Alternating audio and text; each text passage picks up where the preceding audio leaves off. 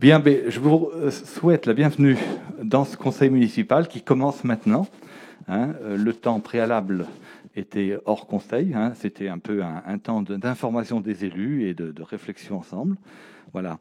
Donc, comme tout début de conseil, il y en a peut-être quelques-uns qui n'ont pas signé leur fiche de présence. Il faudra la faire circuler. Prends-la, Denis, et puis tu la fais circuler. Voilà.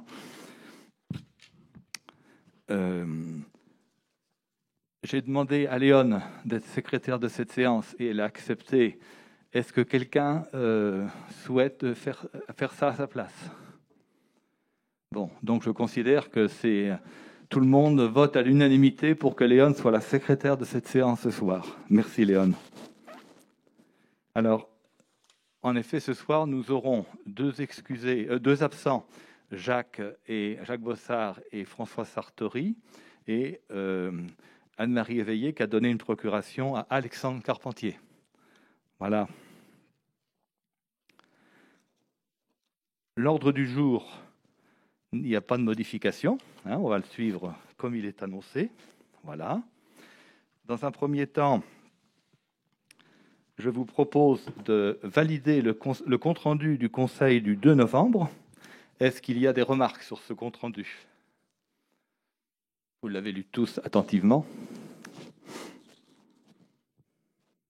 Pas de remarques. Qui est pour valider ce compte-rendu tel qu'on vous le propose? Qui est contre? Qui s'abstient? Merci à vous pour l'unanimité des présents. Alors, c'est l'unanimité des présents. Donc, il y a 16 présents, 17 votants. Voilà. Ça va?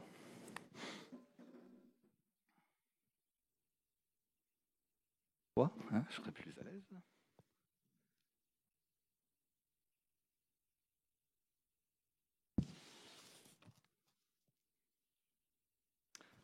Bien, alors, donc je vous propose, comme nous venons de parler de la déviation, eh bien, on va continuer par cela. Donc, en fait, la déviation, c'est un sujet que nous avons abordé déjà dans le passé. Et dès 2017, nous avions demandé une aide financière au conseil départemental pour rénover la 137 en centre-bourg.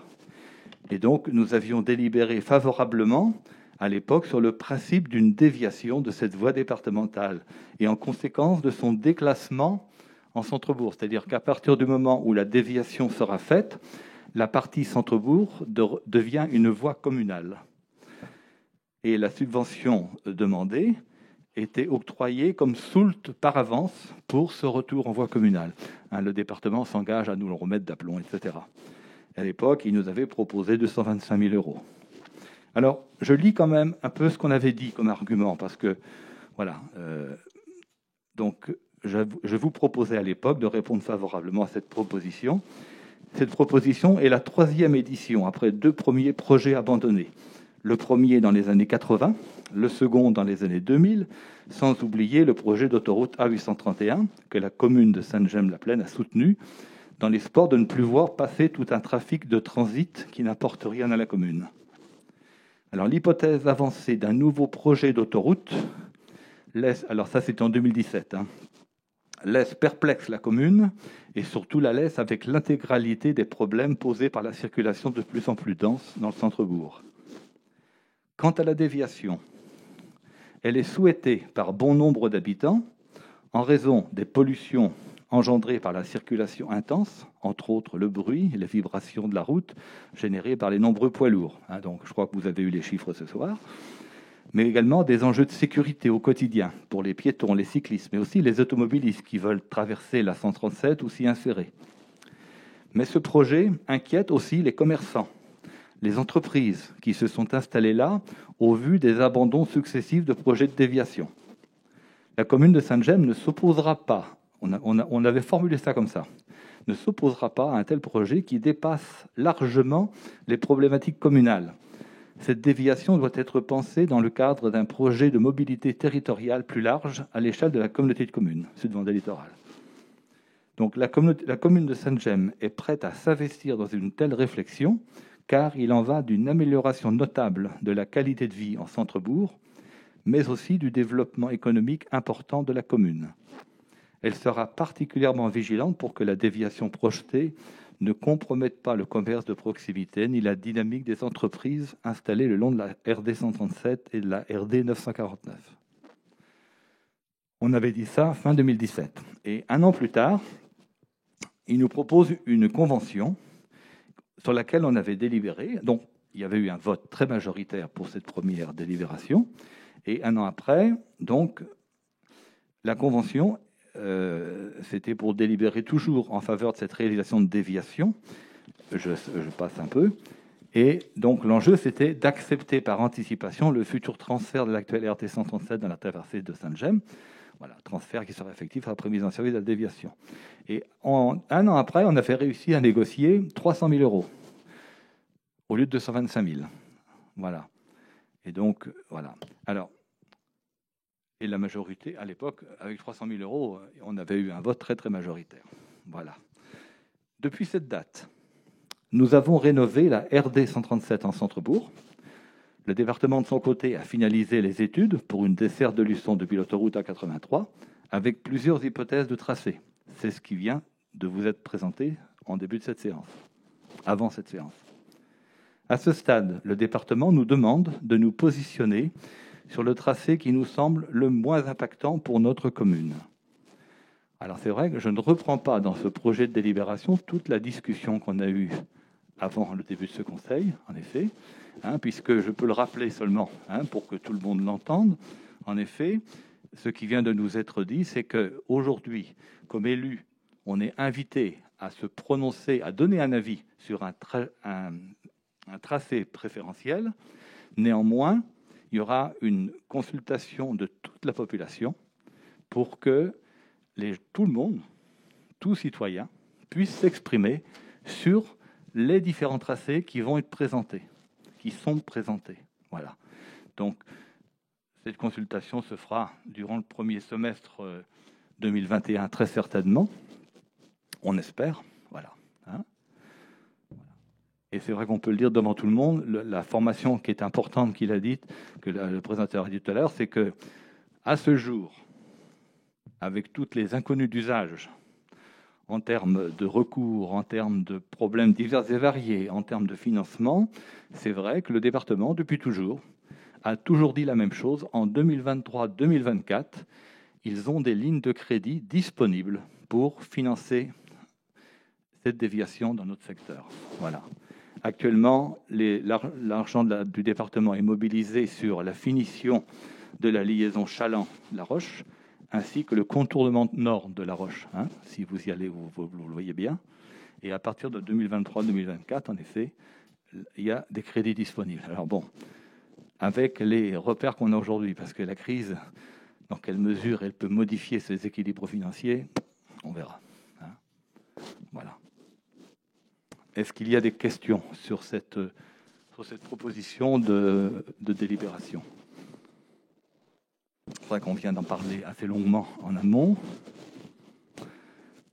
Ce n'est qu'un avis à ce stade, je le redis, c'est vrai que c'est important. Tout reste ouvert encore après. Néanmoins, comme élu, c'est vrai qu'on vous propose quand même de dire qu'est-ce qu'on préfère. Voilà. Donc, c'est vrai que la proposition que je vous fais ce soir, c'est en effet de valider la variante A qui passe par l'est de la commune.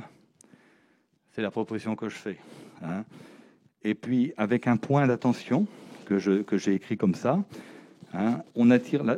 nous attirons l'attention du département sur le fort impact pour les exploitants agricoles locaux. Donc, il en a été fait référence tout à l'heure. Et donc, nous demandons en conséquence que leurs intérêts légitimes soient entendus et pris en compte. Voilà. C'est une formule minimum que l'on puisse dire là. Ce qui n'a pas été dit tout à l'heure, c'est en effet concernant les commerçants et les entreprises. On voit bien que les commerçants, il y aura une discussion, un travail de fond à faire avec eux pour analyser cette évolution et voir comment on peut limiter les dégâts améliorer l'attractivité du bourg pour qu'il continue à passer des gens dans le centre-bourg et que les commerces locaux vivent. Voilà. J'ai conscience pour le moment que ce sont des paroles uniquement, mais c'est quand même un des enjeux. Voilà. Et puis, pour les entreprises, des zones d'activité, la question est largement posée aussi, parce qu'en effet, ça va modifier un peu la circulation. Là, ce n'est pas nous, communes, qui sommes en piste directe. C'est un débat qui aura lieu avec la communauté de communes, puisque la compétence au niveau des zones d'activité, elle est à la communauté de communes maintenant.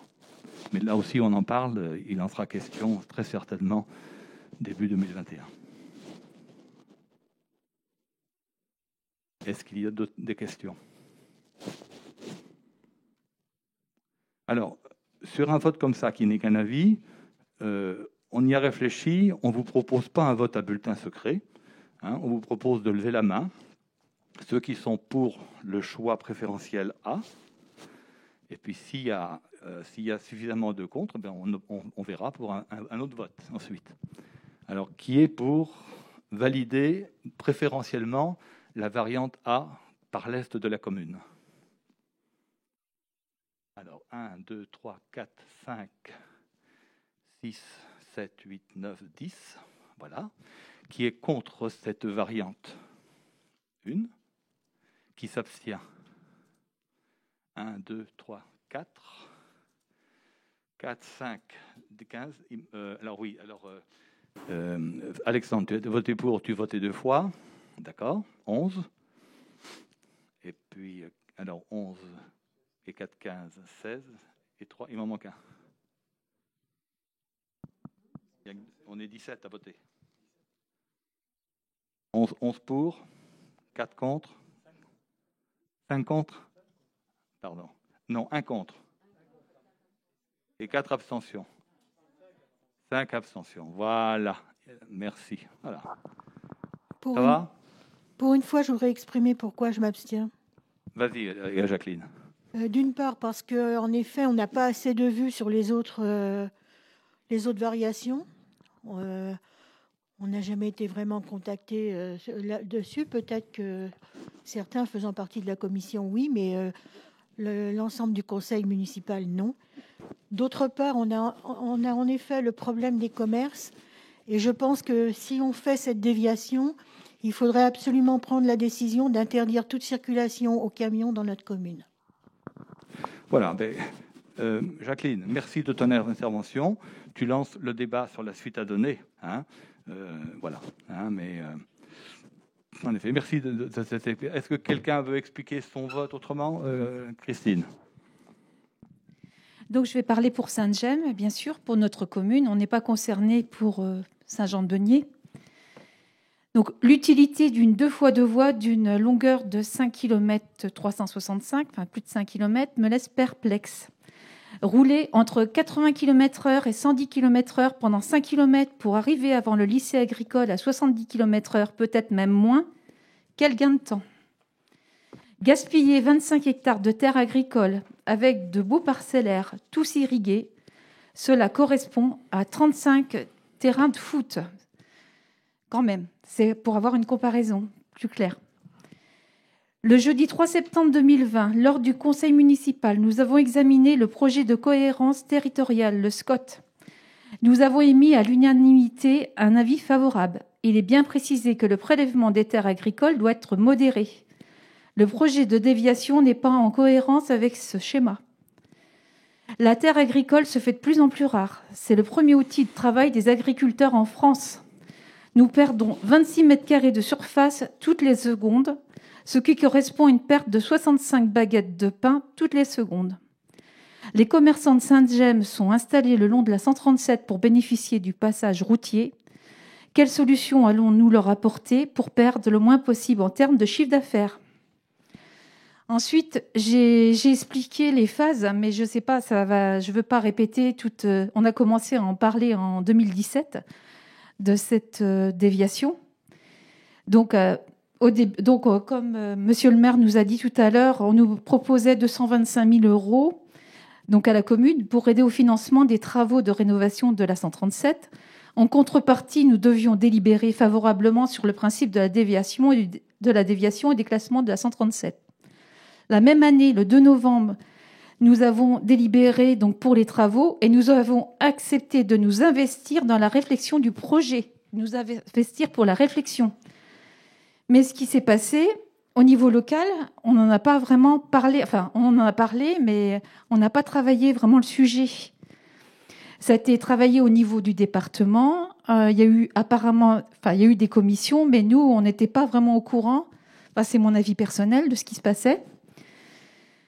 Donc, tout ça a fait que le 12 décembre 2018, nous avons accepté un versement de 300 000 € en anticipation des frais de remise en état de la route et avons validé la décision de réalisation de la déviation. Lors de ces 3 phases localement, nous n'avons pas travaillé ce projet. Nous ne savions même pas si ce serait une déviation poids lourd ou une 2 fois 2 voies. Avec le recul, j'ai l'impression que nous avons signé un chèque en blanc au département. Et aujourd'hui, nous renouvelons le même principe. Nous acceptons juste après la présentation succincte du projet, parce que les différents tracés ont été expliqués, mais pour moi, pas assez. Nous ne disposons pas de recul nécessaire pour la réflexion. C'est personnel, mais je tenais à le dire. Merci, Christine. On en reparlera. Voilà.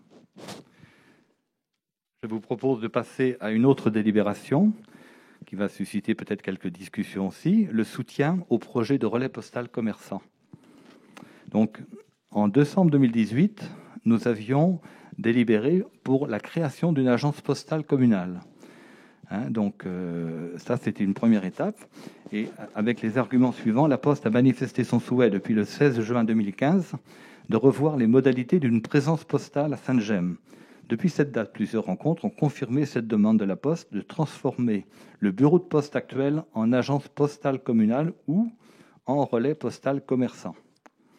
Monsieur le maire, conscient du risque que le nouveau contrat entre la Poste et l'État entraîne la suppression du bureau de poste, parce qu'en effet, la Poste a un engagement avec l'État de proximité, de présence postale pour tous les habitants en France, sur la base de 2 repères très concrets, 5 km ou 20 minutes. Et donc, nous, avec Luçon, les 5 km, on les a sans problème, et les 20 minutes, on n'a pas 20 minutes pour aller à Luçon. Et donc, voilà, c'est d'où la prise de conscience que la suppression du bureau de poste ne mettrait pas en cause la proximité d'une présence postale, puisque Luçon est à 5 km et à moins de 20 minutes. Et donc, je vous avais proposé à l'époque de choisir l'option d'une agence postale communale pour garantir le maintien d'une présence postale à Sainte-Gemme. Cette proposition, alors je parle à l'imparfait maintenant, puisque c'était dit ça en 2018, permettait de répondre aux vœux unanimes exprimés en décembre 2017 par les élus municipaux et nombre de citoyens gémois de maintenir un niveau élevé de services publics pour la population. D'ailleurs, il y avait une pétition à ce moment-là qui parlait de ce service public, et j'ai envie de dire, on était tous d'accord pour cela. Et donc, ça c'était en 2018, et en mois de septembre, on a délibéré à nouveau pour regarder concrètement le principe de la convention qui pourrait régir cette agence postale. Voilà. Mais c'est vrai qu'en septembre, à l'époque, c'est pas si longtemps, mais nous n'avions pas le choix à l'époque d'un commerçant local intéressé. Considérant que depuis cette date, plusieurs éléments ont changé. D'abord, le retard pris par notre projet de nouvelle mairie, qui peut accueillir, j'ai mis qui pouvait, mais il faut vous mettre au présent d'ailleurs, on le changera ça dans la délibération, qui peut accueillir une agence postale communale. Alors le retard pris, je vous l'ai expliqué, c'est que en effet, il y a eu un diagnostic archéologique, on nous promet des fouilles, voilà, on doit voir la DRAC le 10 décembre, on va savoir à quelle sauce on va être mangé, donc ça prend du retard tout ça. Et on ne sait pas quand la nouvelle mairie sera faite. L'impossibilité à court terme de trouver un agent communal aussi pour assumer ce service sans coût supplémentaire important. Ça avait été soulevé lors de réunions précédentes. Mais aussi, plus récemment, avec la crise Covid, entre autres, la forte fragilisation de nos commerces locaux. Et puis, plus récemment encore, le changement du gestionnaire du bar tabac sur la place des Halles. Donc, Christian Chacun a vendu son fonds de commerce à France Vivier, avec une signature de bail au 1er décembre dernier. Donc, on a interrompu le bail à Christian et on a fait un nouveau bail avec France Vivier. Et voilà. Et en fait, France Vivier, qui a été contactée par la Poste, a dit qu'elle était intéressée pour ouvrir un relais postal commerçant. Parce qu'elle voit bien que, comme vu dans le métier qu'elle est, voilà, ce qui faisait son chiffre d'affaires à un certain nombre d'années ne fonctionne plus du tout pareil. Et donc, elle a intérêt à diversifier. Et donc, elle a choisi de prendre ça. Voilà. Donc, ce soir, je vous propose d'être pragmatique. Je vous propose de soutenir le bar tabac avec cette activité nouvelle. Et donc, je vous invite à acter la création d'un relais postal commerçant à partir du 1er février dans le bar tabac de la place géré par France Vivier. Il me semblait que j'avais dit... ah oui, il y a un petit point aussi qu'il faut dire. Dans le cas où le relais postal commerçant serait interrompu pour diverses raisons, parce que la vie des entreprises, quelquefois, il y a des hauts et des bas, la commune peut ouvrir à ce moment-là une agence postale communale afin de conserver ce service dans notre commune. Ça, c'est important à savoir. Le choix du relais postal commerçant aujourd'hui n'est pas irréversible. On peut revenir demain à une agence postale. L'important, dans tous les cas, c'est qu'on ait ce service dans notre commune. Est-ce que c'est clair? Est-ce qu'il y a des questions autour de ça?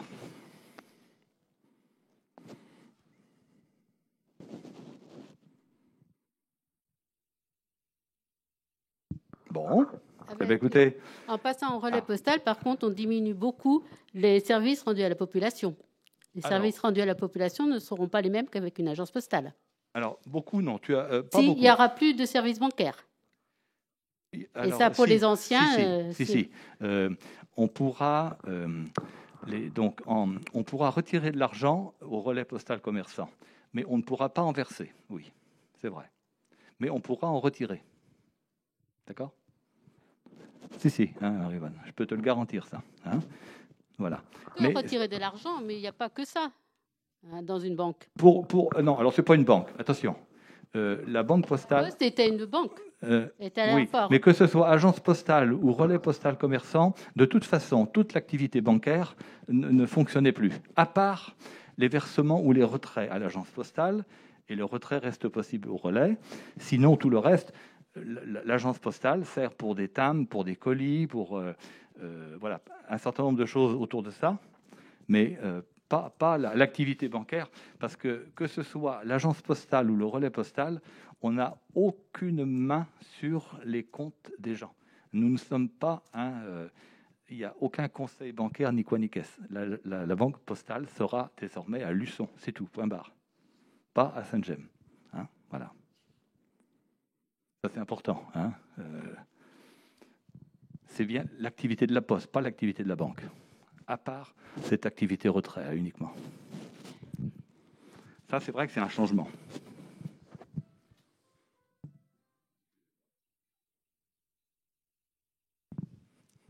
Voilà. Est-ce qu'il y a d'autres questions?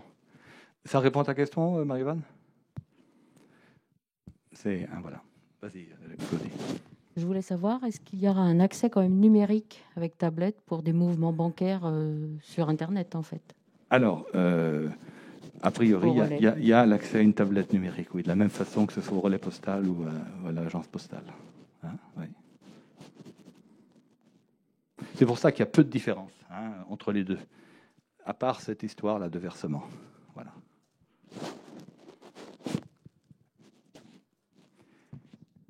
Voilà, je vous propose d'être pragmatique. Vas-y, Bernadette. Je voulais dire, de toute façon, on n'a pas le choix, c'est déjà fait, là. Alors, disons que, alors pas le choix. On peut se désolidariser du choix qu'elle fait. Mais, oui, mais après, on je préfère qu'on la soutienne, oui. Parce qu'elle elle peut y aller sans nous, elle n'a pas notre accord à demander, en effet. Donc ce soir, je vous propose bien d'acter la création de ce relais postal, pas de l'approuver ou de le désapprouver. C'est important. Elle est libre, majeure, Oui, elle est donc vaccinée, elle a c'est- fait son choix. Hein, et voilà. Oui, ce que je veux dire, c'est Alors, quasi- il n'est fait- pas ouvert, c'est ce relais. pratiquement fait, quoi. Donc, Pardon? c'est pratiquement fait. Alors, pratiquement non, ça sera au 1er février. Oui, oui, mais après, il n'y aura plus de retour en arrière. Tant qu'elle tiendra un relais postal commerçant, non. Oui. Si un jour, pour des raisons X ou Y, elle arrêtait, on pourrait là reprendre une agence postale D'accord. communale. Voilà. Voilà. Autre question?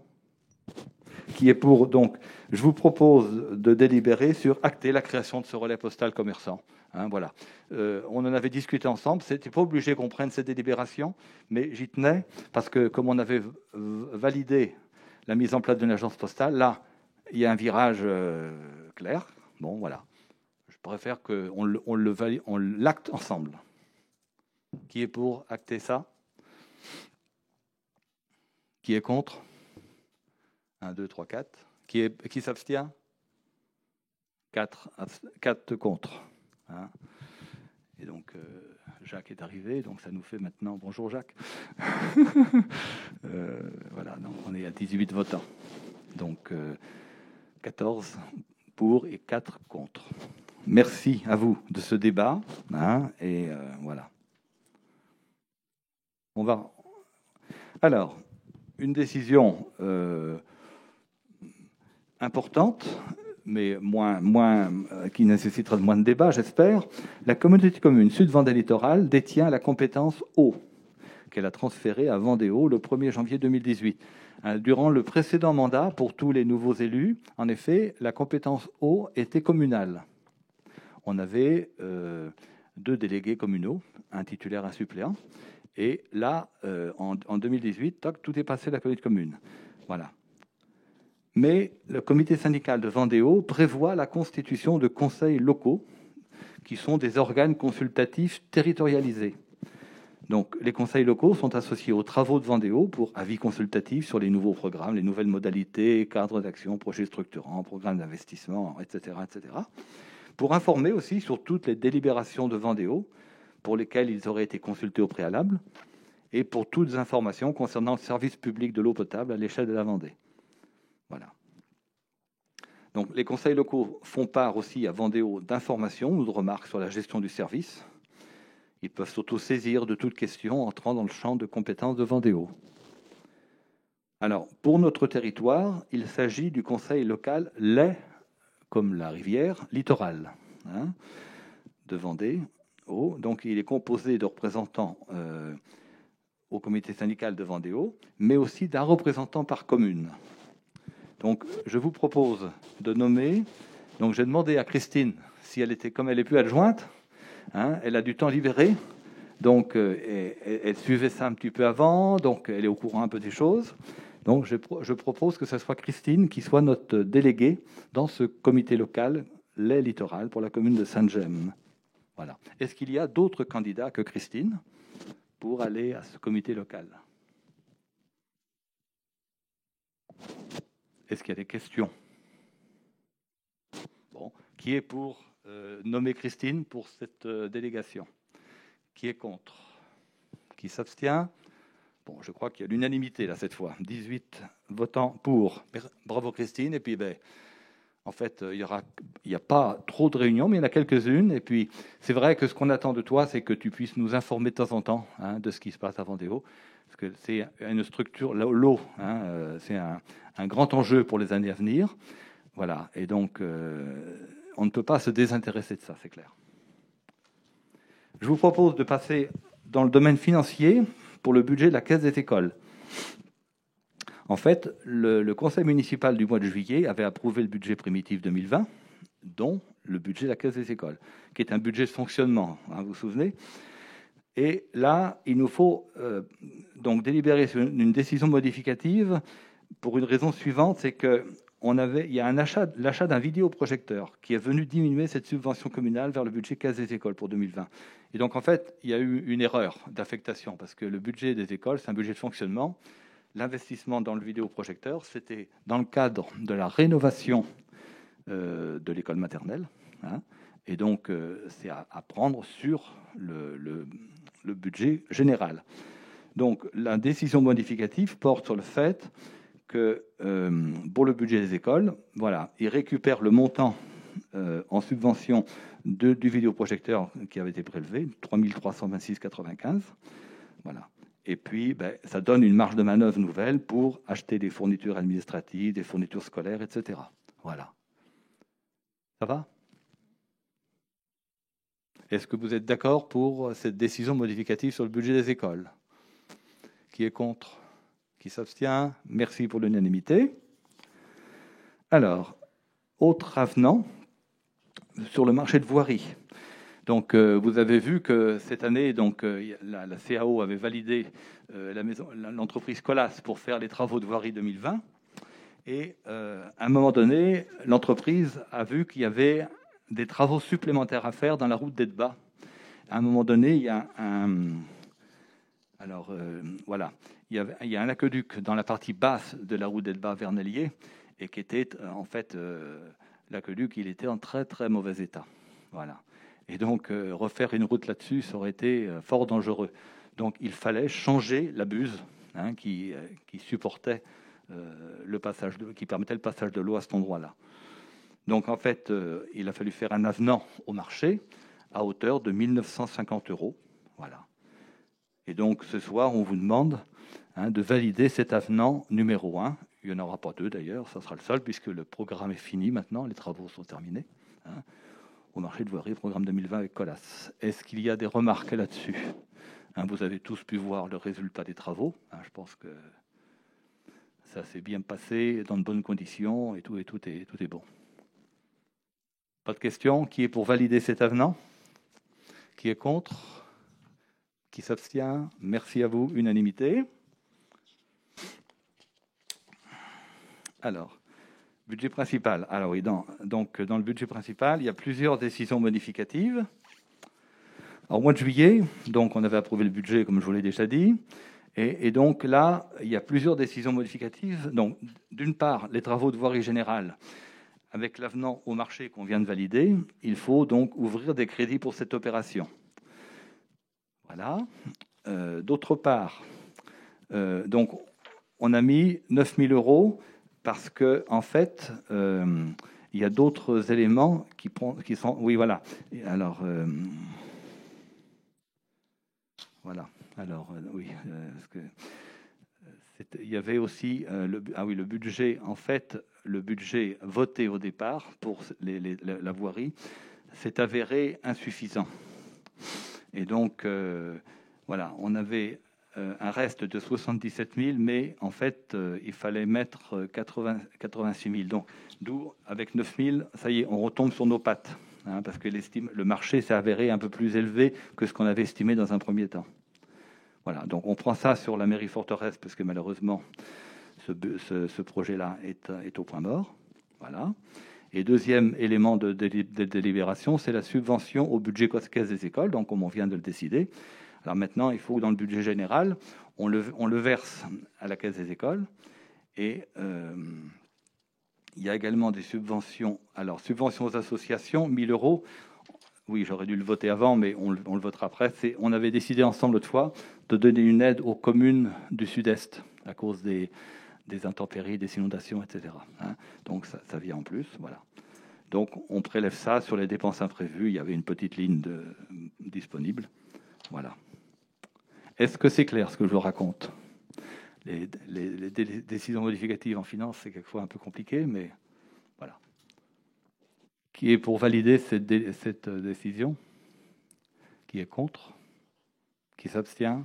Je crois que tout le monde est d'accord. Merci à vous. Alors,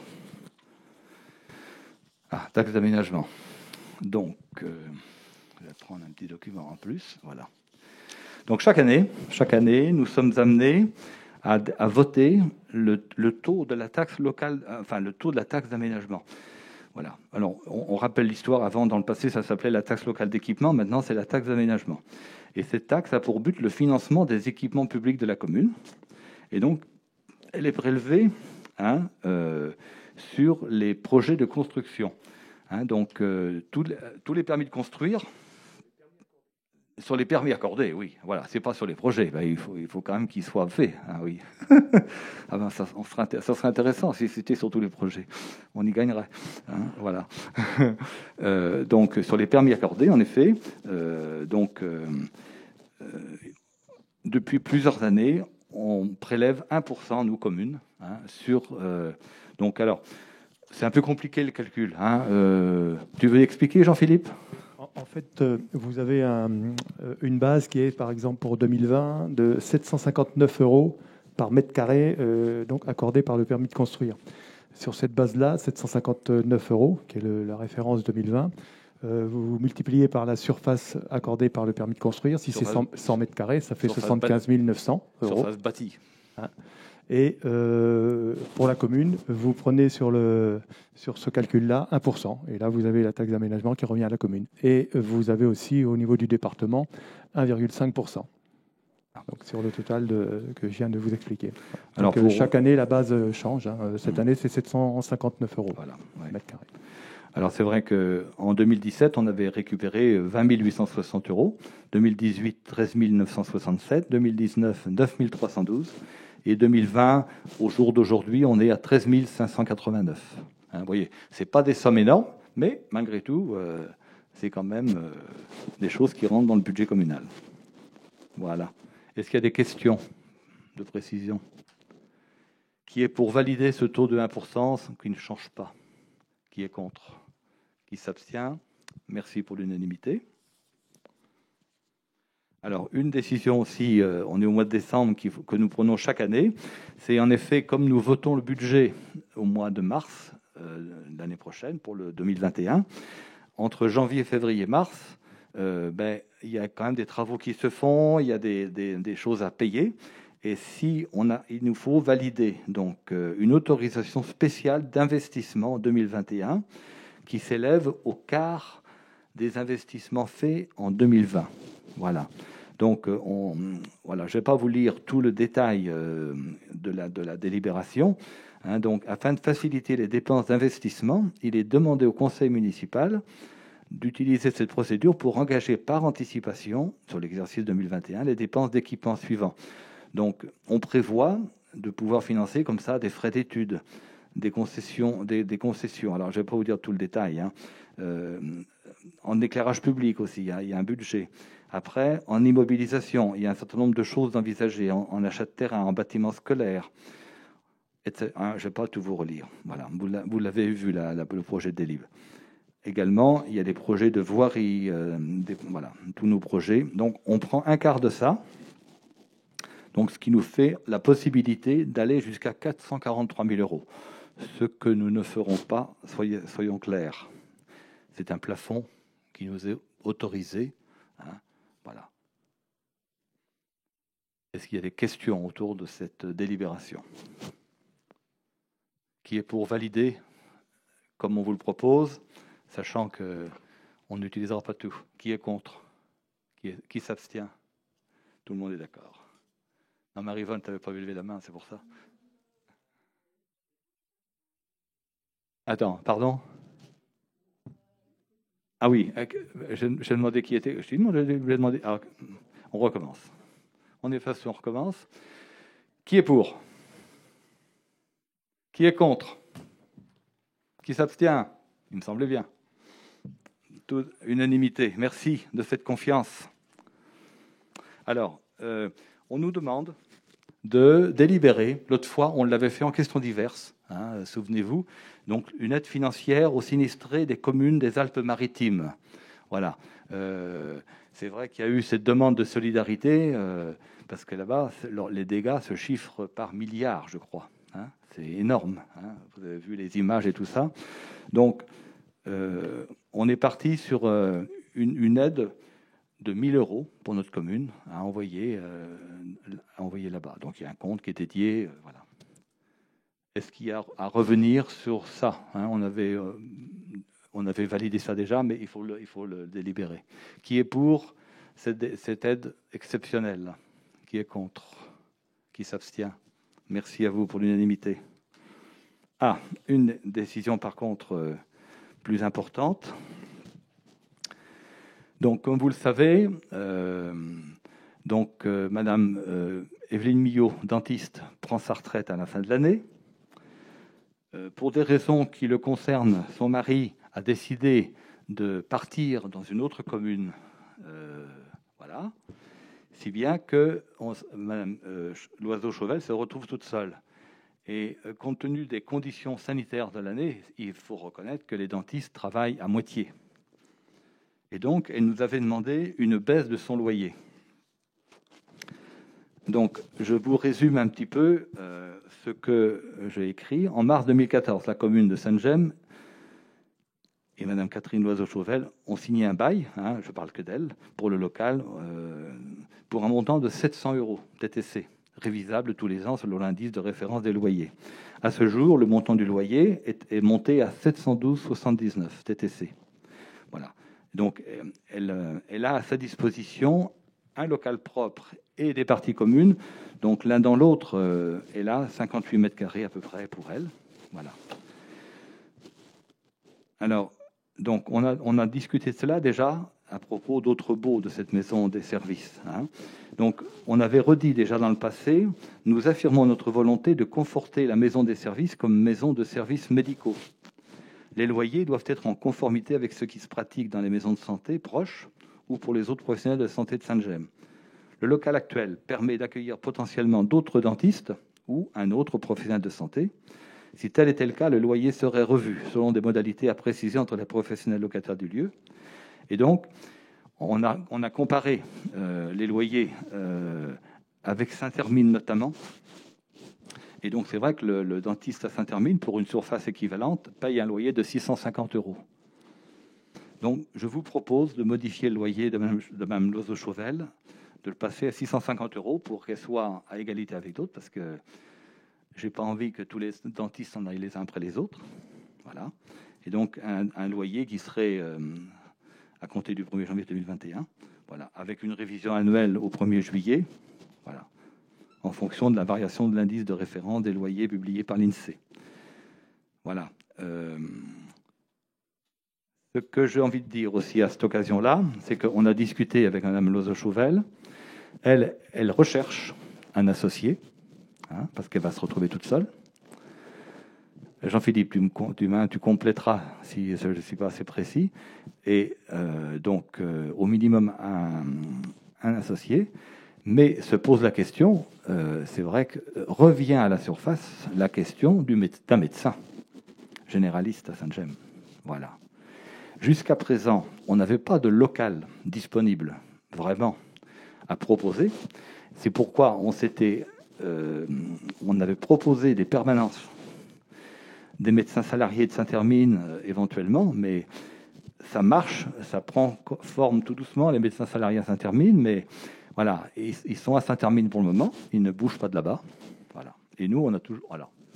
Il y a des gens de Sainte-Gemme, on avait fait une enquête il y a quelques années, c'est vrai, il y a quand même un certain nombre de gens à Sainte-Gemme qui n'ont pas de médecin traitant.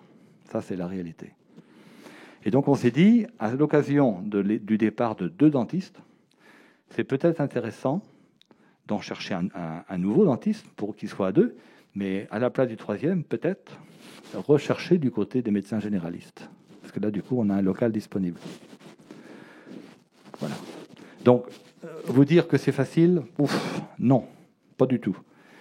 Bon, on prend des contacts actuellement, voilà. Mais je tenais à le dire ce soir devant tout le monde aussi.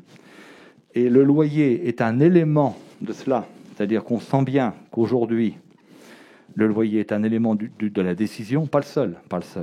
Ça serait trop facile sinon. Mais ça joue un rôle. Donc, voilà. On fait un peu une petite partie du chemin avec un loyer un peu plus bas. S'ils sont à plusieurs, il y aura peut-être moyen de revoir encore les loyers, à rediscuter le moment venu. Bon, voilà. Voilà la réflexion, qui n'est pas finie du tout. Allez-y, faites vos remarques. Comment que ça se fait qu'on a laissé partir le docteur Henriot et qu'on n'a rien fait pour le garder? Ah, c'est une bonne question, ça, Dominique. Il ne nous a pas laissé le choix. Il est libre de faire ce qu'il veut. Il nous a annoncé qui partaient fin de l'année. Voilà. Vas-y, Jean-Philippe, vas-y. Oui, je pense que vous êtes tous au courant qu'on est en ZRR, ce qu'on appelle ZRR. Dans la partie médicale, c'est zone rurale revitalisée. Et qu'à ce titre-là, certaines corporations, notamment dans le domaine médical, bénéficient d'avantages fiscaux très importants. D'accord ? Donc, quand une profession médicale s'installe dans une zone RR, qui est effectivement en déficit médical, et sans professionnels de santé tels que celles qu'on évoque ce soir, il y a des avantages fiscaux qui sont quand même très intéressants. Et c'est peut-être une des raisons qui a motivé le départ de ce professionnel de santé. Voilà. Alors, en effet, moi, je ne pouvais pas le retenir. Comment je fais On n'avait pas de possibilité de le retenir. On n'a pas moyen. Hein, on n'est pas là. On n'a pas. Voilà. À part lui donner les aides qu'il espère obtenir, on ne peut pas se permettre. On peut pas se permettre. Non, mais revoyez les avantages. Vous allez sur Internet, vous regardez les avantages qui sont liés à ce type de profession. Vous comprendrez effectivement leur motivation. Et on n'a pas les moyens de contrecarrer cela. D'accord. Et à l'inverse, on peut se poser la question, effectivement, dans l'autre sens, que la personne qui reste recherche un associé. Est-ce que cet associé bénéficiera effectivement d'avantages fiscaux si elle vient s'installer ou s'il vient s'installer, sachant qu'on a déjà ce type de professionnel de santé dans la commune. Et là, on est en train de rechercher effectivement sur les textes. Mais bon, je ne vais pas en dire plus. Il y a de fortes chances que non. Voilà. Mais il y a de fortes chances que non. Voilà, Dominique. Mais c'est une des raisons. Et là, on n'a aucun moyen de contrecarrer ça. Je ne vais pas vous donner les chiffres ni les avantages, mais je pense qu'en aparté, on pourrait en parler. Ouais, mais voilà.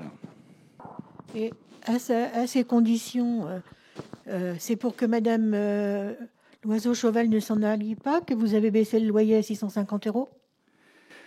En effet, il y a une menace ou pas? Non, c'est pas une menace. Elle nous fait une demande. Elle nous fait une demande. Donc après, comment on réagit? Est-ce qu'on répond à sa demande partiellement? Est-ce qu'on on est libre de pas faire ce choix-là, hein, mais la question se pose réellement. Ce qu'on veut faire sur la partie médicale sur Saint-Gemme. Et je pense que, mon sentiment, moi, c'est qu'aujourd'hui, on doit faire un effort. Et on doit prouver notre volonté, effectivement, qu'il faut qu'on garde cette offre médicale et qu'on la complète, parce que monsieur le maire vient d'expliquer, c'est-à-dire un deuxième associé, voire un médecin prescripteur. Ils sont en demande, et là, je pense qu'il faut qu'on soit très vigilant sur cela. Et donc, on essaie, en effet, notre projet avec vous ce soir, c'est de mettre des loyers qui soient compatibles avec ce qu'on voit ailleurs, parce qu'au loyer précédent, c'est vrai qu'on était au-dessus de la norme un peu. Voilà. Même si on voit des choses diverses, ça je vous l'accorde. Ils avaient été diminués l'année dernière, les loyers déjà. Pas pour eux. Pour le kiné, pour les magasins. Exact. D'accord. Oui. C'est vrai.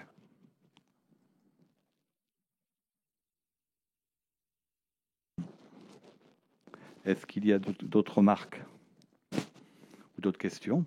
Parce qu'on a conscience que là, au-delà d'une délibération très, ponctuelle sur un loyer, c'est aussi, en effet, l'enjeu de travailler ensemble sur la recherche de professionnels de santé pour notre commune. Voilà. Qui est pour valider... Excuse-moi. Je soumets une idée, je pense en zone ZRR. Quelqu'un qui est absent depuis 3 ans en tant que médecin généraliste, ça fait plus de 3 ans que nous n'avons plus de médecin. Il aurait le droit peut-être à une prime d'accès sur Saint-Gemme-la-Plaine. Un médecin généraliste, peut-être, oui. Il faut qu'on vérifie ça. Comme disait Jean-Philippe, il faut qu'on regarde de plus près. Ça va être très intéressant. Normalement, oui. Normalement, oui. Un médecin qui veut s'installer je me méfie toujours des normalement. Je m'appuie sur les textes. Et c'est pour ça que je suis en train de rechercher effectivement ce qu'on peut dans ce domaine-là. Mais je me méfie des normalement. On a été marqué en zone prioritaire au niveau des médecins. Oui, bien sûr. Mais on fait partie des zones prioritaires, donc il y a des aides à l'installation. Voilà. Je suis à votre disposition pour en parler, et venez me voir si vous avez les textes. Je suis preneur parce que je suis en train de rechercher tout cela pour effectivement m'appuyer. Mais je suis preneur. Vous venez me voir, vous me dites voilà, le texte est là. Je suis à la recherche de ça. Le collectif SOS Médecins, il fonctionne toujours, Jacqueline ? Non, mais c'est plus sur le Conseil de l'ordre. Je pense que oui, mais Antoinette, qui était avec moi à l'époque, je la vois plus, donc je ne sais pas ce qui se passe exactement. Mais c'est vrai qu'à une époque, on a fait un énorme travail à ce sujet-là, et que le manque de médecins et nos démarches successives ont amené à ce qu'on soit quand même reconnu en zone prioritaire, avec un tas d'aides possibles à l'installation. Je crois que le problème qui se pose pour les médecins à l'heure actuelle, c'est que ils changent un peu leur fusil d'épaule, à savoir qu'ils veulent plus faire les horaires que faisaient les médecins avant, d'une part. D'autre part, il y a la féminisation qui a fait que les femmes qui sont médecins ont aussi une vie de famille et qu'elles raccourcissent leur temps. Et que d'autre part, que ces médecins, les jeunes médecins, j'ai été à un congrès il n'y a pas si longtemps que ça dans le Maine-et-Loire. Les jeunes médecins qu'on a contactés et qu'on a vus sont des jeunes qui ne veulent pas s'installer à cause justement de frais et de problèmes de paperasserie qui les remènent très loin dans les horaires effectifs de travail. Donc ça, c'est un frein aussi. Ils préfèrent faire des remplacements. Voilà. Donc le problème qui se pose maintenant, ce serait en effet que Saint-Hermine éventuellement nous envoie un médecin de temps en temps pour, à raison de 1 ou 2 fois par semaine, un médecin salarié. Mais j'ai ouï dire par des gens qui vont chez ces médecins-là que quand ils ne sont pas là, aucun autre médecin ne les prend dans le centre. Donc c'est un peu embêtant en général quand on rentre dans une maison comme l'ESCAP, etc. à Luçon. Quand un médecin est absent, il y a toujours un remplaçant. Et là, les médecins salariés ne prennent pas les clients des autres médecins. Donc ça, il faut aussi en parler, il faut en discuter parce que il faut voir pourquoi ils ne veulent pas le faire. C'est un très très gros problème. Et je pense qu'on ne peut pas prendre de décision comme ça. Il faut en discuter vraiment avec eux de toutes les possibilités qu'ils ont. Moi, je peux aussi vous dire...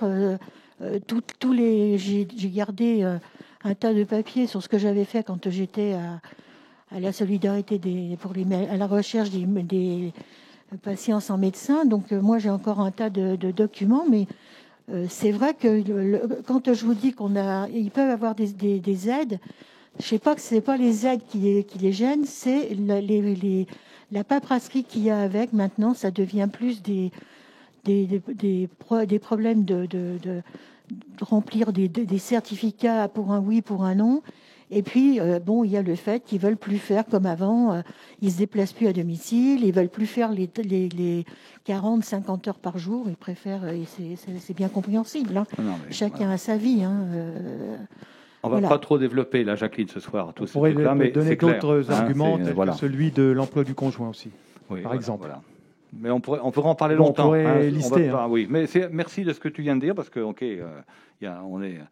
en effet, c'est beaucoup de raisons qui font qu'on en est là, c'est sûr. Merci de cet échange. Donc, on va peut-être revenir concrètement à ces délibérations ponctuelles-là, qui est pour valider cette baisse du loyer pour Mme Loiseau-Chauvel à 650 €. Qui est contre? Qui s'abstient? 4 abstentions. OK. 14 pour, 4 abstentions. Alors, on va continuer dans les loyers. Alors, dans le cadre de la crise sanitaire de la Covid-19, en effet, il y a des magasins qui s'ouvrent à Saint-Gemme. Et donc, on a eu des demandes d'interruption de loyer pour le mois de novembre de la part de l'Institut de beauté. Et puis le bar tabac aussi, on avait déduit une moitié. Donc, voilà, on a dit on a fait un peu comme au printemps, si vous voulez. On a dit, OK, on suspend, mais on décidera en conseil municipal. C'est pas moi tout seul qui peut décider de ça. Voilà. Et donc, pour le mois de novembre, en fait, pour Christian Chacun, à l'époque, c'était à 550 TTC qui lui ont été facturés sur un loyer de 1100. Et pour Gwenaël Boisdet, il lui a rien été facturé. Voilà.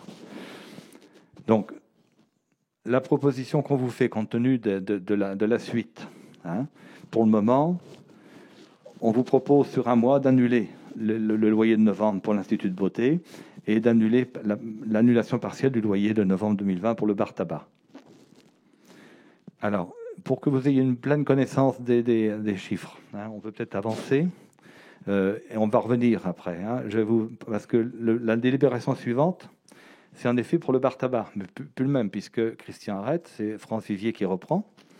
Et donc, je ne vous cache pas que je me suis engagé auprès d'elle, parce qu'elle commande dans des conditions pour le moins compliquées, cette fille-là. Elle achète une affaire qu'elle ne peut pas ouvrir avant je ne sais pas quand. Et donc, dans le cadre de la crise sanitaire et du prolongement de la fermeture des bars jusqu'au 20 janvier à ce stade, donc voilà, le commerce continuera d'être ouvert partiellement quand même. Donc, on voit bien que la dynamique des commerces est essentielle pour la commune. Il convient donc d'accompagner nos commerçants dans cette crise sanitaire.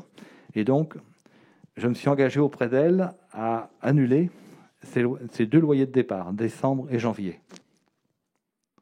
Voilà. Mais vous pouvez me contredire si vous le pensez nécessaire. Mais c'est vrai que je me suis engagé, je le dis aussi clairement que ça, j'ai signé le bail avec ça. Et puis, je voudrais vous passer la délibération, 3e délibération, parce que tout ça se tient. On est en train de... Donc, voilà, aide aux commerces locaux. 3 autres délibérations. On reviendra après, mais je préfère qu'on ait tout d'un coup, parce que ça se tient, tout ça.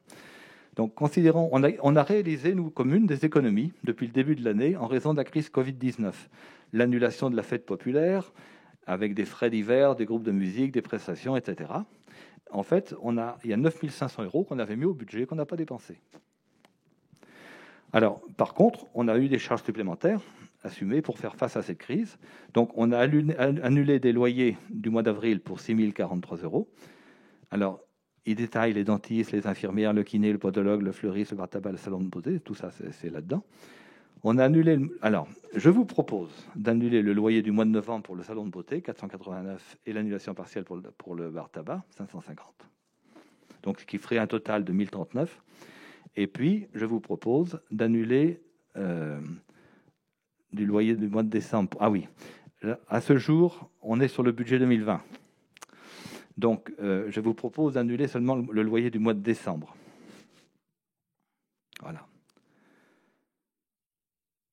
Donc, au total, on annule quand même pour 8 162 € si vous me dites oui à tout.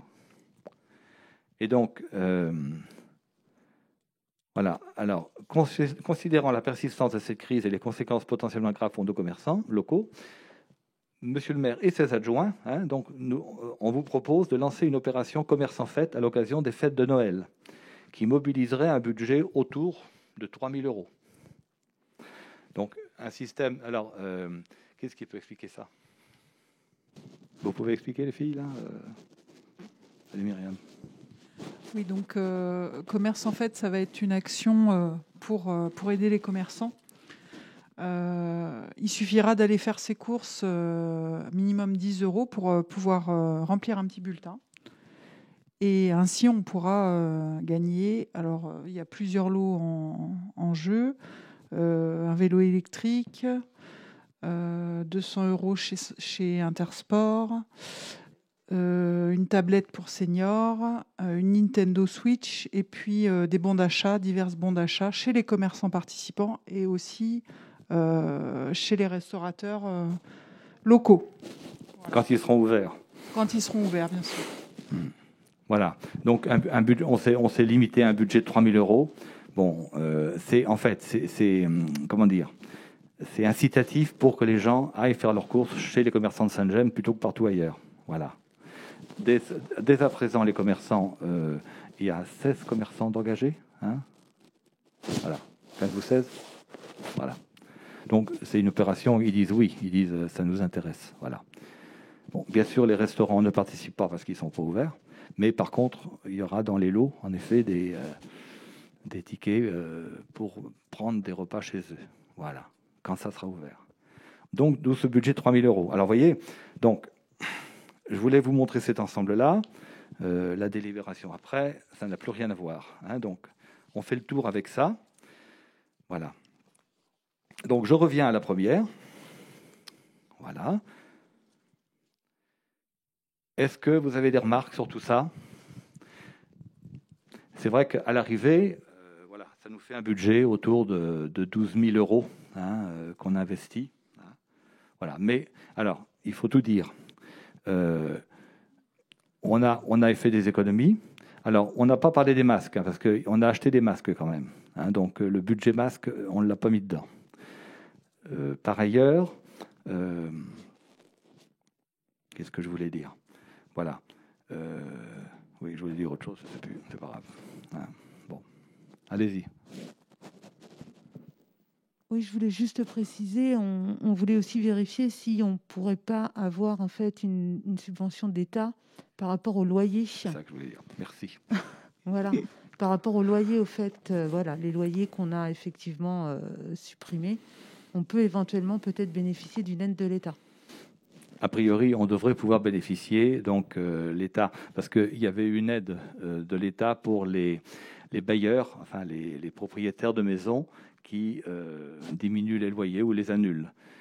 Et donc les collectivités locales, beaucoup de collectivités locales louent des immeubles, et nous, c'est notre cas.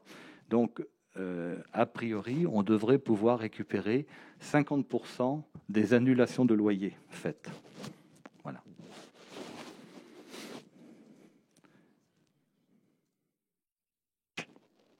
Question, remarque. Donc, alors, première décision, je vous propose d'annuler les loyers de novembre en totalité pour l'Institut de beauté, partiellement pour le bar tabac, qui est pour valider cette délibération-là. Qui est contre? Qui s'abstient?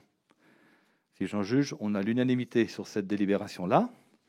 Deuxième délibération, donc en effet, pour le bar tabac, avec une nouvelle gestionnaire qui débute dans des conditions pour le moins difficiles. Donc je propose d'annuler ces loyers. Alors, oui, vous validez la proposition de monsieur le maire, mais dans la délibération, je vous demande d'annuler les loyers de décembre 2020 et de janvier 2021. Voilà. Elle a commencé quand son activité? Alors, le bail a été signé le 1er décembre. Et l'ouverture du magasin? Alors, écoute, je ne suis pas retourné la voir depuis. Elle s'installe actuellement, puisque elle est en possession des lieux, et donc elle devrait ouvrir avant Noël, je pense. C'est ouvert. Bon. Alors, parce que moi, je serais d'accord pour le mois de décembre, puisqu'elle a eu beaucoup de difficultés qu'elle arrive. Mais pourquoi le mois de janvier? C'est la proposition que je vous fais. Voilà. Parce que c'est vrai qu'au mois de janvier, elle sera fermée autant qu'au mois de décembre, puisque le bar ne pourra pas ouvrir avant le 20 janvier. Oui, mais elle est ouverte partiellement quand même, avec le tabac, les journaux, les jeux. Exact. On aurait pu couper la poire en deux. On aurait pu le faire. Mais comme on est remboursé de la moitié a priori, je me suis dit qu'on pouvait lui faire cette aide-là de lancement, parce qu'elle débute dans une activité. Elle est assez audacieuse de reprendre cette activité-là, qui a du potentiel quand même, mais par les temps qui courent, faut pas avoir peur. Et donc, j'ai envie de dire, comme commune, on est aidé pour partie. Voilà, je me suis dit, on peut lui faire une aide de 2 mois. Voilà, c'est ça mon raisonnement. Donc, ça ne devrait nous coûter à l'arrivée qu'1 mois, j'espère. Voilà, c'est ça l'objectif, ou le calcul que j'ai fait, qu'on a fait, qui est pour valider les 2 mois d'annulation. Qui est contre? Qui s'abstient?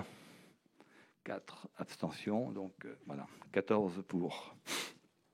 Alors, dernière délibération dont on vient de parler, c'est aide aux commerces locaux. Donc, voilà, il y a des choses qui ont déjà été validées, soyons clairs. On vient de les valider d'ailleurs à nouveau, les loyers, etc. Et il nous reste à valider ce budget autour de 3 000 euros. On ne sera pas figé sur 3 000 euros stricts. Ça peut être entre 2880 2900 jusqu'à 3000, 3100 maximum. C'est en fonction un peu des prix finaux qu'on obtiendra. D'accord? Voilà. Qui est pour valider cette opération avec le budget qu'on y met? Qui est contre? Qui s'abstient? Merci pour l'unanimité. Bien.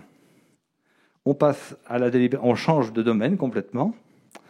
Donc, on passe au projet qui va être important, de rénovation de la RD 14.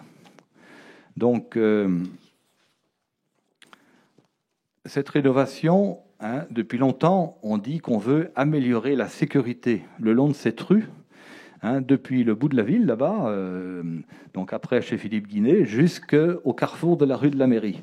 On voit bien qu'il y a beaucoup de piétons qui empruntent cette rue-là, et c'est vrai, elle est relativement dangereuse, cette rue, avec des trottoirs étroits, une route un peu sinueuse, des voitures qui roulent vite. Bref, on a étudié la question de près, et donc l'idée, c'est d'élargir les trottoirs du côté droit quand on vient vers le centre-bourg, voilà, de façon à ce que les piétons aient des trottoirs accessibles aux personnes à mobilité réduite. D'accord ? Et à cette occasion-là, en fait, il se trouve qu'il y a tout un programme d'enfouissement de réseau qui est proposé par le SIDEV dans le cadre de l'arrivée de la fibre optique. Et il propose des aides assez substantielles dans ce cadre-là. Donc, c'est un peu la convention qui vous est proposée là. Dans le cadre de l'aménagement de RD 14, la commune a pris contact avec le SIDEV. Voilà. Il s'avère que ces travaux coïncident avec l'arrivée de la fibre optique et que le SIDEV peut prendre en charge 80% du montant hors taxe des travaux d'infrastructure de communication électronique, 70% du montant hors taxe des travaux de réseau électrique basse tension, 50% du montant hors taxe des travaux d'éclairage public. Parce qu'en effet, toute cette rue, avec tous les fils qui traînent partout, etc., il n'y aurait plus rien. On y gagnerait beaucoup en esthétique pour l'entrée du bourg. Voilà. Mais malgré tout, la somme, le montant prévisionnel des travaux, oui, il n'y a même pas les totaux d'ailleurs, bon, il nous donne que le montant qu'on doit nous, mais voilà. Donc finalement, nous, la facture, elle est de 106 002, 106 000 euros. Voilà. Et puis, alors, après, l'éclairage public est un critère différent, donc de 32 883. Voilà. Donc, ça fait 138 000, 139 000. Voilà. Sur un budget qui... je n'ai pas fait les additions du reste, mais quand on monte le montant prévisionnel TTC et tout, c'est des choses qui montent à 350, 400 000. Ça, voilà. Est-ce qu'il y a des questions autour de ça ?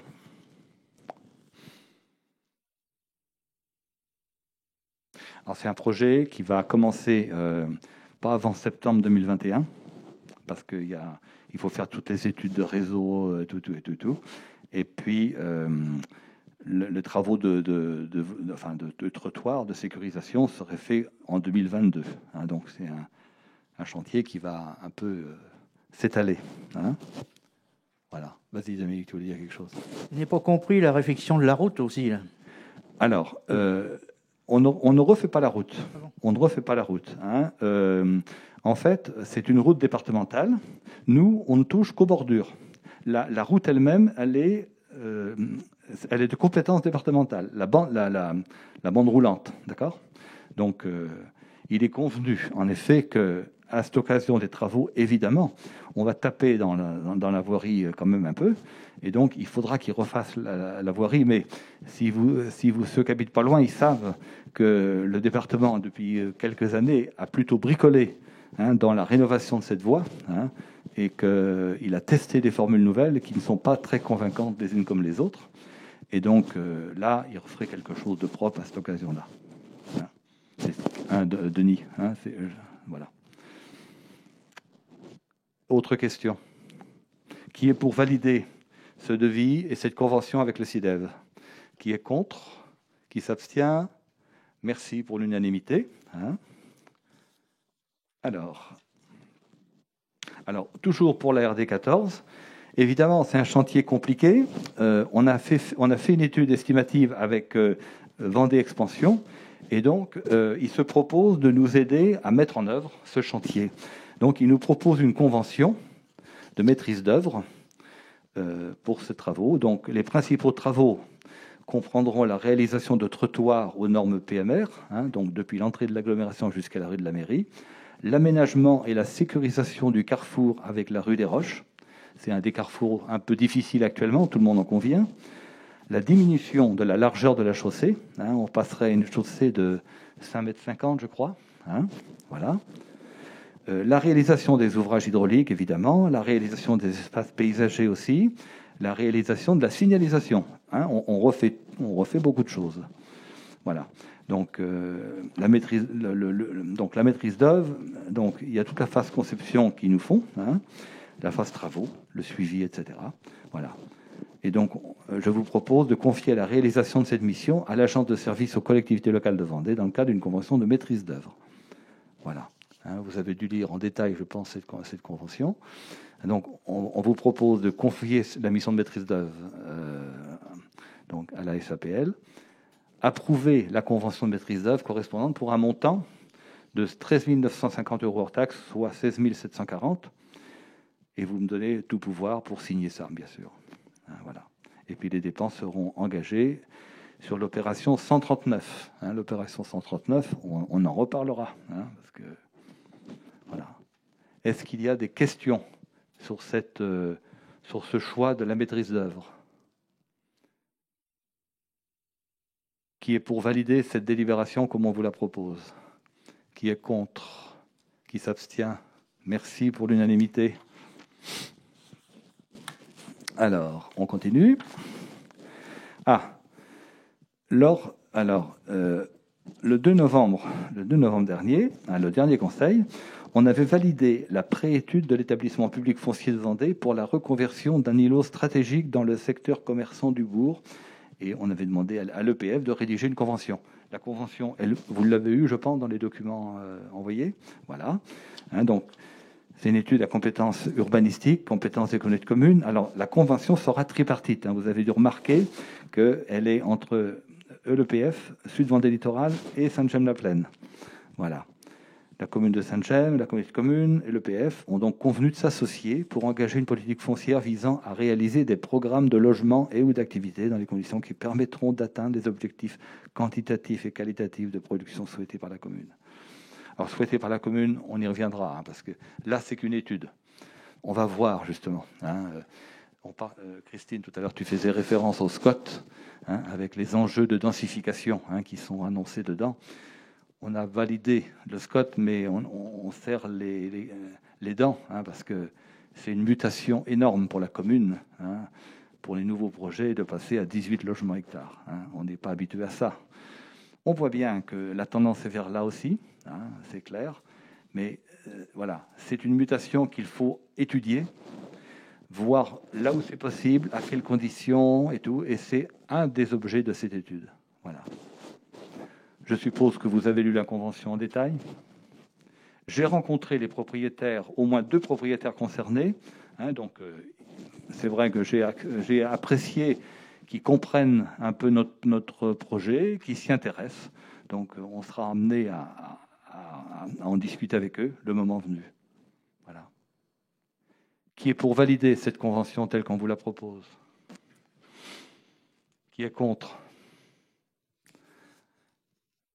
Qui s'abstient? Tu t'abstiens, Christine. Alors, une abstention, 4 contre. Donc, ça fait 13 pour. Voilà.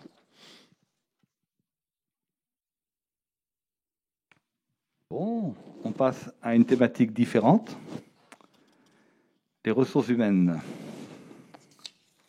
C'est la dernière, il y en a plusieurs. Ah oui, voilà. 2. D'accord, on touche à la fin. Alors, modification du tableau des effectifs. Donc, c'est vrai qu'en ce moment, il y a du mouvement dans le personnel de la commune. Voilà. Donc, je vous rappelle qu'en juin 2019, la commune avait créé un poste d'adjoint territorial d'animation à temps complet pour permettre sa mise à disposition à la communauté de communes sur une partie de son temps. Donc, le temps de travail mis à disposition représentait 621 heures par an à la communauté de communes. Donc, elle était à la communauté de communes pour 38,65% de son temps Et pour nous, c'était la différence. Donc, un temps majoritaire quand même à la commune de Sainte-Gemme. Mais cet agent vient de quitter la commune. Elle suit son conjoint qui part en Savoie, en Haute-Savoie d'ailleurs. Et donc, on a dû la remplacer. Et en fait, donc, la remplacer à hauteur, donc 38, ça fait 62 et des poussières de temps. Et donc, après une recherche en collaboration étroite avec les services de la communauté de communes Sud-Vendée Littoral, 2 agents titulaires du grade d'adjoint territorial d'animation à temps non complet auprès de cet établissement ont été sélectionnés. Leur recrutement à la commune de Sainte-Gemme leur permet de bénéficier d'un temps de travail à temps complet sur les 2 collectivités. Donc, je vous demande de bien vouloir délibérer. Donc, ça nous fait modifier notre tableau des effectifs.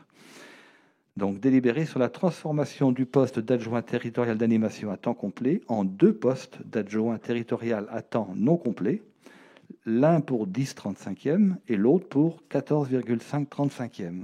Voilà. Est-ce qu'il y a des questions autour de ça? Donc, ces agents ont un contrat de 2 mois, là, pour le moment.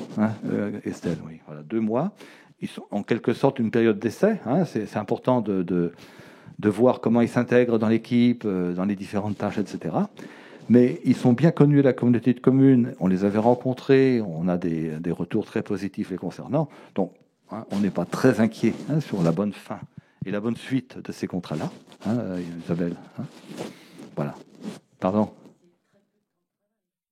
Alors, voilà. Donc, l'intérêt, en effet, de cette formule, c'est que c'était des agents à temps partiel à la communauté de communes.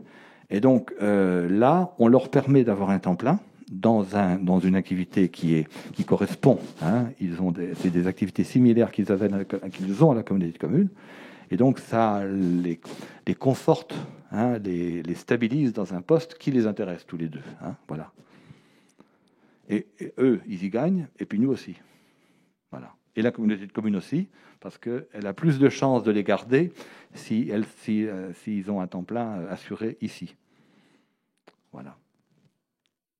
Question? Donc, vous ferez connaissance avec eux au fur et à mesure. Voilà. Qui est pour valider cette délibération telle qu'on vous la propose? Qui est contre? Qui s'abstient? Bon, je crois qu'il y a l'unanimité. Merci. Alors, encore dans les ressources humaines, mais cette fois, c'est une délibération que toutes les collectivités prennent, puisque c'est une proposition du centre de gestion de la fonction publique à La Roche. Donc, on nous propose d'adhérer au service de médecine préventive du centre de gestion de la fonction publique territoriale.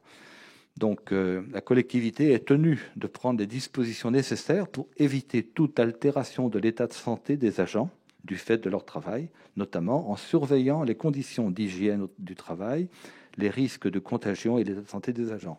Par les heures actuelles, ça prend une autre tournure encore. Voilà. Et donc, vu les prestations offertes par le service de médecine préventive du centre de gestion de la Vendée, telles que décrites, alors, la convention, je ne vais pas vous la lire, vous l'avez lue, certainement. On en parlait d'ailleurs avec Léon, parce que dans les différentes collectivités, tout le monde adhère à ce service-là, puisque c'est la mutualisation qui est intéressante, en fait, pour la communauté, pour toutes les collectivités de Vendée. Voilà. Comment tu dis? Alors là, c'est un renouvellement de convention en plus. Voilà, renouvellement d'adhésion. Donc voilà. Donc je vous invite à solliciter. Donc je vous propose de solliciter l'adhésion de la commune de Sainte-Gemme-la-Plaine au service de médecine préventive, et vous m'autorisez à conclure la convention. Voilà. Oui, c'est pas nouveau. C'est un renouvellement. On renouvelle tous les combien, Estelle? Tous les 3-4 ans, je pense. Voilà. Question? Qui est pour valider cette délibération comme on vous la propose? Qui est contre? Qui s'abstient? Je crois qu'il y a l'unanimité là-dessus. Merci à vous. Écoutez, après il y a un trou, donc je n'ai plus rien. C'est bon. Merci. Questions diverses. Est-ce qu'il y a des choses à dire en plus ce soir, avant qu'on clôture ce conseil?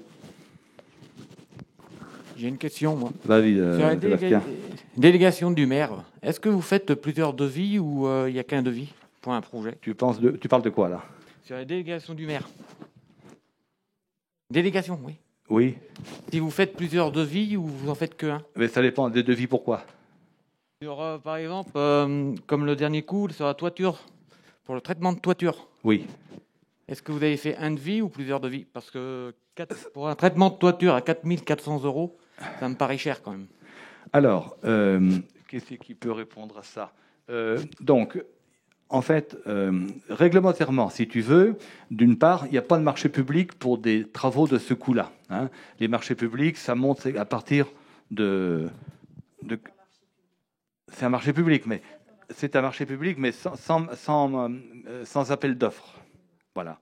Et donc, il faut 40 000 ou je ne sais plus combien là. Donc, Ça concerne quel bâtiment? Alors là, en fait, les Halles.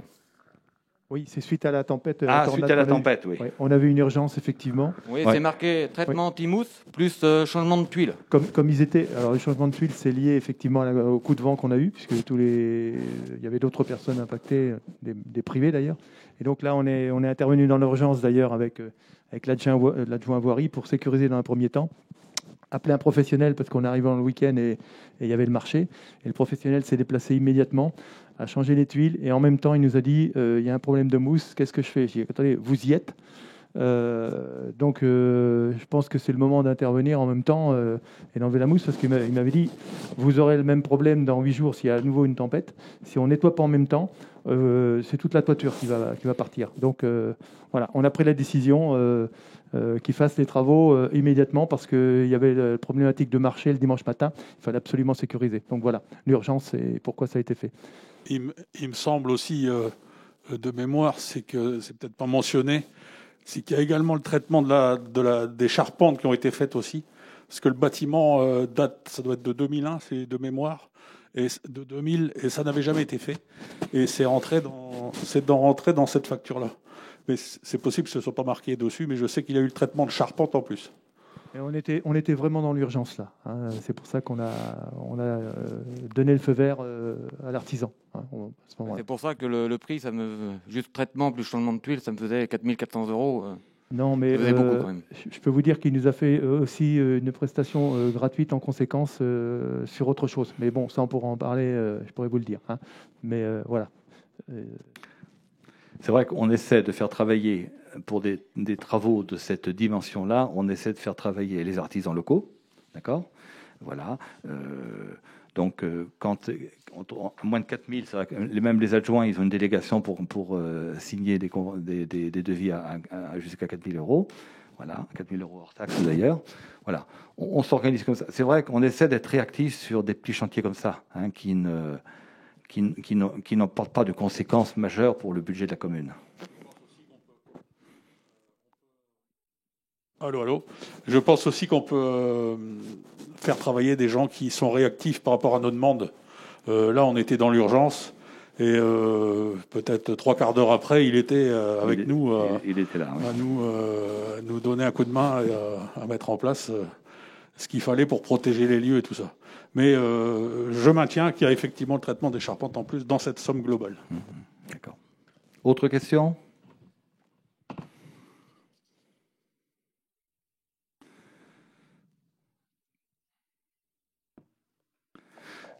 J'ai envie de dire, l'information, il n'y a pas d'information plus que ça, si ce n'est en effet l'opération Commerce en Fête qui se lance. Hein, oui, peut-être en dire un peu plus. Oui, je voulais rajouter au niveau des dates, je ne l'ai pas précisé, c'est du 13 décembre au 10 janvier. Tirage au sort par la suite. Fin janvier. Oui, alors, on a discuté de ce tirage au sort parce qu'on s'est dit, les vœux du maire, on avait fixé une date à l'époque, le 11 janvier ou un truc dans ce goût-là. Et en fait, le 11 janvier, on ne pourra pas le faire.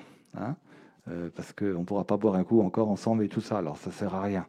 Donc on se disait, tiens, le tirage au sort, ça pourrait être l'occasion de faire la fête un peu plus tard.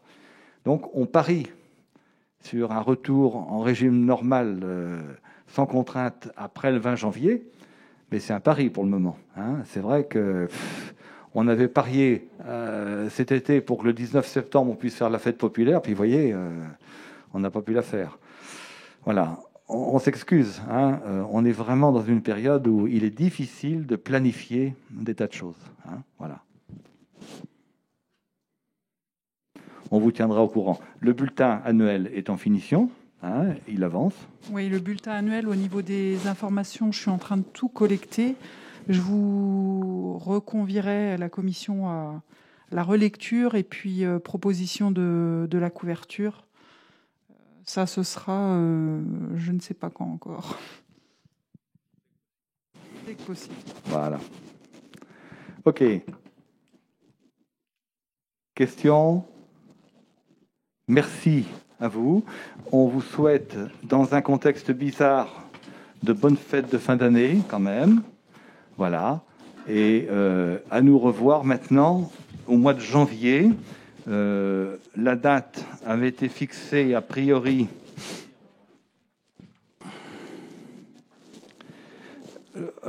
voilà, on avait parlé à l'origine du 14 janvier, après on avait dit on fera ça le 11 parce que les associations occupent la salle le reste du temps.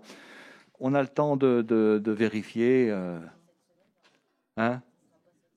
Bon, voilà, on vous redira. Voilà, bonne soirée à vous tous. Merci aux preneurs de vue et de son.